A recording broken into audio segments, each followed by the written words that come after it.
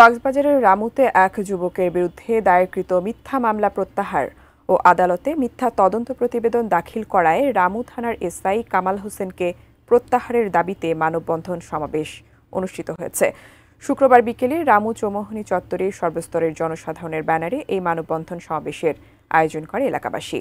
এ সময় বক্তারা বলেন, ৩.৫ মাস আগে জমি জমার বিরোধের জেরে জিটু বড়ুয়া ও তার বাবাকে কুপিয়ে জখম করে খোকন বড়ুয়া।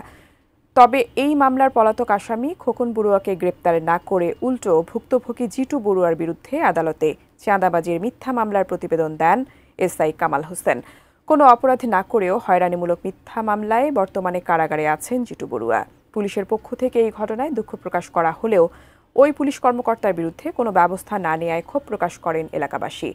রামু উপজেলা বৌদ্ধ ঐক্য ও কল্যাণ পরিষদের সহসভাপতি রাজেন্দ্র বড়ুয়ার সভাপতিত্বে অনুষ্ঠিত মানববন্ধন সমাবেশে বক্তব্য রাখেন সাংবাদিক অর্পণ বড়ুয়া সহ আরও অনেকে।